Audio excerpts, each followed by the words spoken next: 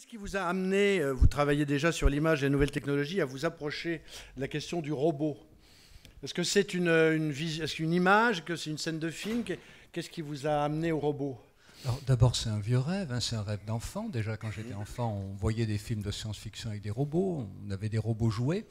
Et j'ai toujours gardé ce rêve de connaître un jour les robots. Et au fur et à mesure que la recherche en robotique progresse, je m'en inquiète de plus en plus.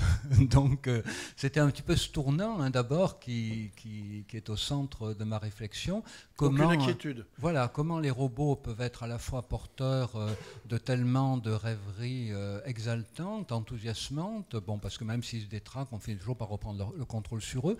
Et puis en même temps, comment aujourd'hui, dans les laboratoires, quelque chose est en train de s'inventer, en fait, qui va complètement modifier notre relation, non seulement aux objets, mais même aux humains et aux images. Et donc c'est ce fil conducteur, comment les robots vont modifier tout ce que nous connaissons aujourd'hui.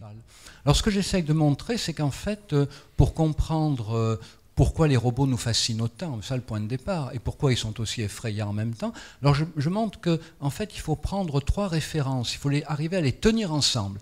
Et ces trois références, aucune épreuve dans l'humanité n'a préparé à les tenir ensemble. Ces trois références, c'est la relation aux autres humains, la relation aux objets et la relation aux images. Alors pourquoi? Parce que la relation aux humains, bien sûr, c'est le robot doué d'empathie artificielle. Voilà, alors apparemment c'est formidable, va pouvoir anticiper tous mes désirs, oui, mais avec le risque que peut-être je finisse par préférer ces pseudo-humains prévisibles à des vrais humains toujours imprévisibles. Le vrai robot ne me trahira pas, ne me trompera pas, ne complotera pas contre moi en secret. Voilà. Donc peut-être le risque, si on rapproche le robot de l'humain, eh bien, de découvrir peu à peu qu'on pourrait préférer les robots humains. De deux manières, sur le plan de son apparence, oui. Puisque rien n'oblige à donner au robot une apparence humaine, et là on travaille à lui donner une apparence la plus l'anthropomorphisme le plus total, et puis sa capacité des robots à déchiffrer,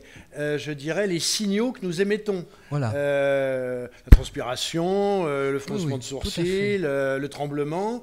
À ce moment-là, le robot réagirait en fonction des signes que je lui adresse, que j'envoie dans l'atmosphère. Exactement. Le robot empathique, c'est un slogan. Un robot émotionnel a de l'empathie, voilà, ou mon robot a du cœur. Sur Internet, vous voyez déjà des laboratoires de robotique qui affichent ces slogans. Des slogans producteurs de confusion, c'est ça le problème, il les affiche quand même. Et donc ce robot-là, l'idée c'est en effet que je puisse interagir avec lui exactement comme avec un être humain, mais un être humain, encore une fois, qui sera toujours prévisible, alors que l'être humain est très prévisible. Alors ça c'est le premier modèle. Alors, le modèle de l'objet, c'est peut-être, certains d'entre vous ont imaginé des robots comme des espèces de créatures qui nous viennent en aide, etc., comme des super objets animés, voilà, comme les petits écureuils, les petits oiseaux autour de Blanche-Neige qui s'occupent d'elle, voilà. Alors là, le problème c'est que c'est aussi un modèle très périlleux, parce que ce qu'on sait aujourd'hui, contrairement à la série Real Humans, c'est que les robots seront interconnectés en permanence. En fait, les robots ne seront que la partie visible d'un immense iceberg, l'iceberg des objets interconnectés. C'est-à-dire des objets donnant des informations sur nous. Le robot envoie des informations à d'autres objets et inversement. Voilà, exactement. Des robots et des objets envoyant en permanence des informations sur ce que nous faisons, sur ce que nous ressentons, voire même sur ce que nous pensons, et ils enverront à qui ces informations? Déjà aux fabricants qui auront peut-être envie de savoir tout ça, enfin qui vous feront signer un formulaire pour savoir tout ça de manière à pouvoir améliorer le produit. Donc la grande commercialisation des données qui a déjà démarré avec Google, Facebook, tous les moteurs de recherche va s'amplifier énormément avec les objets interconnectés et les robots. Et il va falloir s'habituer à avoir des objets qui seront à la fois des objets à notre service. C'est l'espionnage. Voilà, ma voiture, ma brosse à dents, ma machine à faire le café, ma cuisinière et mon compteur électrique, voilà, j'aurais même payé. Et en même temps, ces objets vont envoyer en permanence des informations sur nous, à leurs constructeurs, à des commerciaux, à des gens pas forcément bien intentionnés, voire à des services policiers. Donc ça c'est l'objet espion. Ça, c'est l'objet espion. Et la troisième référence, quand même, c'est les trois fils conducteurs du livre, c'est les images. Et là, les images aussi tout change, parce qu'on s'est habitué à avoir affaire à des images prisonnières de la toile, de l'écran, du mur.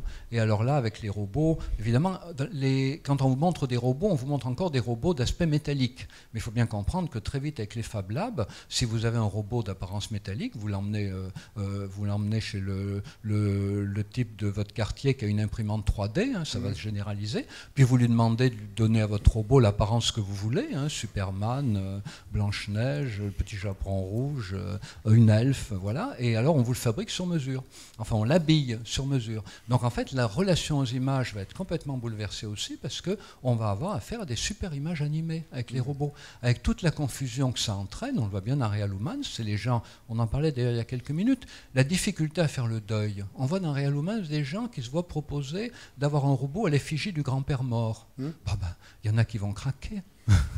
Mais alors, à partir de Vous parlez même des solitaires, des gens qui vivent seuls, qui pourraient trouver agréable d'avoir une compagne ou un compagnon robot qui les comprend, qui les écoute, qui ne les contredit jamais. Évidemment.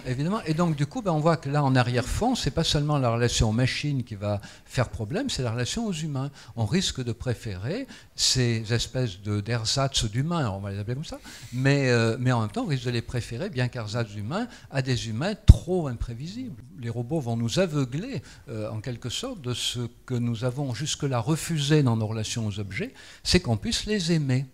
L'être humain a toujours aimé ces objets. Vous savez, il y a toujours eu des objets qu'on gravait pour se les approprier, les objets étaient déposés dans les tombes. Tout ça, ça fait l'objet de pratiques, mais ça n'a jamais été pensé clairement. Il y a très très peu de pensée sur la place des objets dans nos relations d'attachement, de continuité au monde. Comment les objets participent. Vous appelez leur rôle. Voilà, comment les objets participent encore mieux que les humains de notre continuité au monde. Les humains peuvent nous quitter, les objets ne nous quittent pas.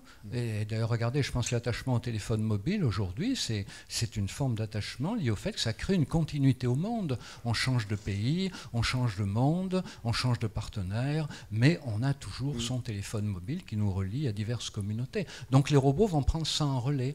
Et ce que ça questionne, c'est la manière dont on a dénié jusque-là cette composante majeure quand même de l'être humain. Et je pense que très vite, les robots auront également des curseurs qui permettront de prévoir leur degré d'imprévisibilité. Des gens voudront avoir des robots très prédictifs, dont ils pourront à tout moment anticiper les comportements, et d'autres auront envie d'avoir des robots un peu surprenants, peut-être des robots un peu parfois ironiques, humoristiques, voilà, des robots qui font un peu utilisent des métaphores, des robots imprévisibles, mais ça sera à la carte. Et de toute façon, chacun aura exactement le robot qu'il désire et qu'il est prêt à accepter. Dans ce futur à la carte, vous pointez quand même un retour, alors là, effectivement, des inégalités, puisque chacun ses moyens, et à chaque moyen son type de robot. Oui, c'est ce qui est à mon avis le plus effrayant dans le projet. Vous dites même que le transhumanisme, c'est bien beau, c'est le projet transhumaniste, oui, c'est ce qu'il y a de plus effrayant dans le projet. Un bras en titane, c'est $1 million actuellement. $1 milliard.